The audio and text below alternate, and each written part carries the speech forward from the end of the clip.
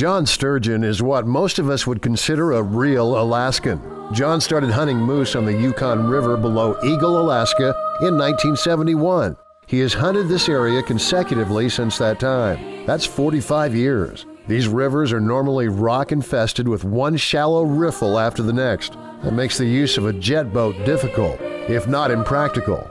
About 25 years ago, John purchased a small hovercraft to run the Yukon's tributaries. In 2007, while repairing his hovercraft during his annual moose hunt, he was approached by 3 uniformed National Park Service cops. At first, they seemed very cordial and asked a lot of questions about the hovercraft. Then the tone changed radically. One of the park rangers pulled out a rule book and read a section that said hovercrafts were not allowed within national park preserves. They said if John drove his hovercraft out of the area, he would be cited. When asked how he was supposed to get it out of the preserve, they said that was his problem, not an answer you might expect from a real Alaskan. Sturgeon knew that the Yukon and many of its tributaries were navigable waters, as defined under both state and federal law. That means they were owned by the state of Alaska from the ordinary high water mark on one bank to the ordinary high water mark on the other bank, and all the submerged lands under the water. The feds didn't dispute that, but said they had a level of authority over the state. The fact that the state owns all navigable waters is really important,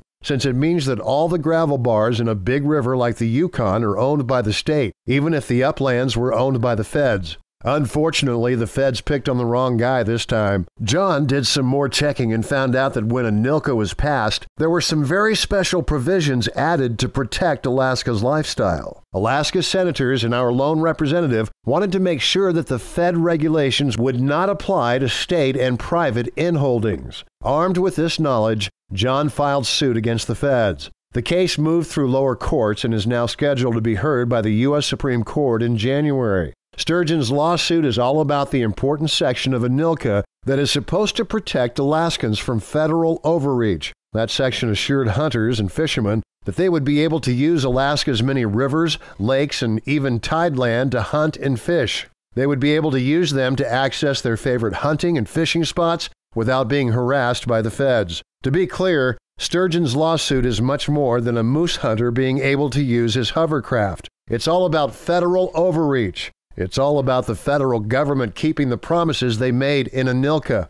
It's also about being able to access our favorite hunting or fishing spot. It's also about managing our fish and game resources. Just recently, the feds overruled the ADF&G and promulgated regulations of their own on wolf and bear hunting. The ADF&G objected, but like always, the feds ignored them. Sturgeon's lawsuit is what we have been waiting for. It is a chance to tell the feds that they have to obey their own laws, not just the ones they like. It will also tell them once and for all they can't interpret laws any way they want. Sturgeon lost his lawsuit in the lower courts. Against all odds and what many folks may have considered common sense, he appealed his case to the U.S. Supreme Court. Like I said, the feds picked on the wrong guy this time. The Supreme Court had over 2,000 appeals for its first term for 2016. Sturgeon's case was one of 13 they decided to hear. This is the first ANILCA case to make it to the Supreme Court. You can bet they didn't decide to hear his case because they thought the lower courts had a brilliant opinion.